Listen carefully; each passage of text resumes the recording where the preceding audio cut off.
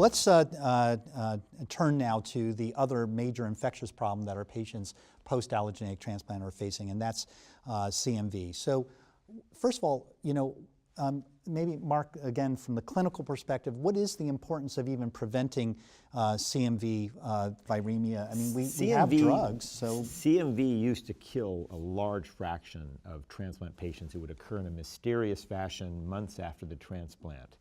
We didn't know it was there. Our assays for it were primitive, really.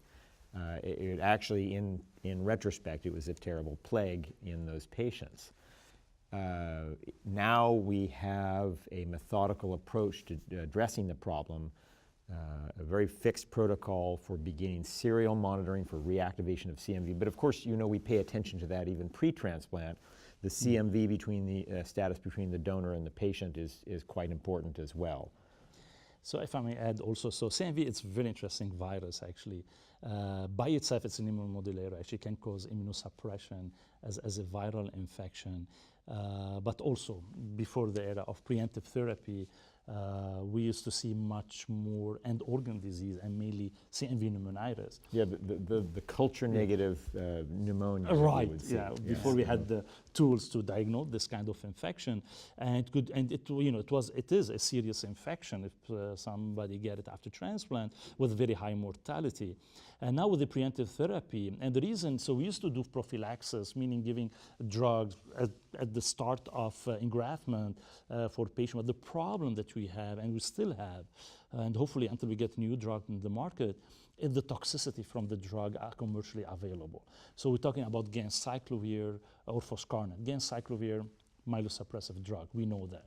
And I know the transplanters don't like it at all. They don't want to go there. But at the same time, the alternative is foscarnet, which is a very toxic drug to the kidneys, unless you monitor very closely the IV fluid and the electrolyte. And but you can get nephrotoxicity from it. So that's why we move away from prophylaxis, I would say, because of this toxicity, to preemptive therapy, where you look for CMV viral load in the blood once a week, sometimes twice a week. If it's positive, you treat short course, and then you go back to your preemptive therapy, try to mitigate a little bit the toxicity from these drugs. Yeah. So, but I mean, the still, what I have to tell my patients, okay, once we get you through the first month and you're engrafted, now the second month comes. Okay, the things we're looking for graft versus host, but CMV reactivation, and that's a real drag. Right, and that was the question I was going to ask. Is there a risk period?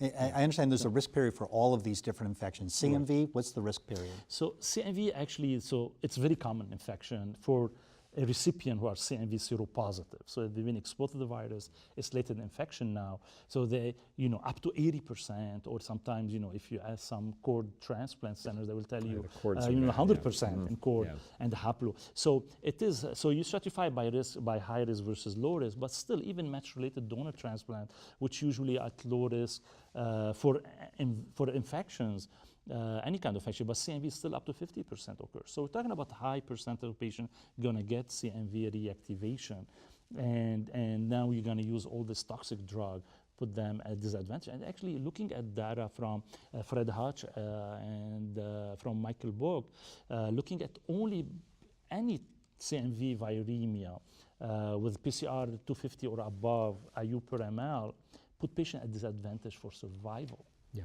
When you compare to the one who did not get CMV viremia. And so I mean, I've seen patients have grafts rejected with out of control CMV reactivation. Certainly they have died from it.